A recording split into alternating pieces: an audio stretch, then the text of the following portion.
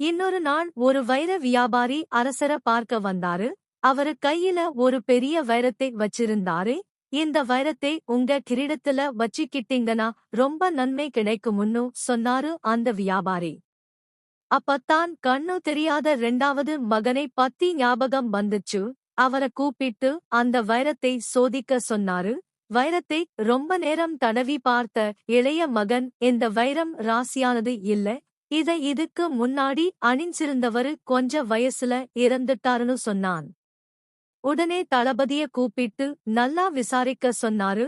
2 நாள் கழிச்சு அரசர்கிட்ட வந்த தளபதி, அரசே, இந்த வைரத்தை இதுக்கு முன்னாடி பக்கத்து நாட்டு அரசர்தான் அணிஞ்சிருந்தாரு. இத போட்ட கொஞ்ச காலத்திலேயே அவரு நோய்வாய்ப்பட்டு இறந்துட்டாரு. அதனால இத நீங்க அணிய வேண்டாம்னு சொன்னாரு. இத கேட்ட அரசருக்கு கண்ணு தெரியாத 2 பேர தன்னோட வச்சிருக்கிறது ரொம்ப பெருமையா இருந்துச்சு. அதே நேரத்துல இவங்களே ரொம்ப திறமையா இருந்தா இவங்களோட அப்பா எவ்வளவு திறமைசாலியா இருப்பாருன்னு நினைச்சாரு. ஒரு நாள் அந்த வயசான அப்பா தன்னோட மகன்களை பார்க்க அரண்மனைக்கு வந்தாரு. அப்ப அரசர் அவர்கிட்ட, உங்ககிட்ட என்ன திறமை இருக்குன்னு கேட்டாரு. அதுக்கு அவரு சொன்னாரு, என்னால ஒருத்தரோட முகத்தை வச்சே அவர பத்தி சொல்லிடுவேன்னு சொன்னாரு. உடனே என்ன பத்தி சொல்லுன்னு சொன்னாரு அரசர். அதற்கு அந்த வயசானவர் சொன்னாரு, என்னதான் நீங்க அரசரா இருந்தாலும் உங்களுக்கு சின்ன சின்ன திருட்டு செய்யுற பழக்கம் இருக்குன்னு சொன்னாரு.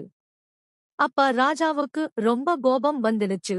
எப்படி என்னோட விஷயம் இவனுக்கு தெரிஞ்சதுன்னு யோசிச்சு இவங்க 3 பேரையும் நாட்டை விட்டே விரட்டிட்டாரு. இதுல யார் முட்டாள்? தன்னை பத்தி உண்மைய ஒருத்தர் சொன்னதும் கோபப்பட்ட அரசரா, இல்ல அரசர்கிட்ட அறிவில்லாம உண்மைய சொன்ன அந்த வயசானவரான்னு கேட்டுச்சு வேதாளம். உடனே இந்த திருட்டு தனத்தை சொன்ன அரசர் கோபப்பட்டதால அவரை முட்டாள்னு சொல்ல மாட்டேன், ஆனா உலகத்திலேயே யாருகிட்டையும் இல்லாத திறமை கொண்ட 3 பேத்த இழந்ததால் அவர்தான் முட்டாள்னு சொன்னான் விக்ரமாதித்தன்.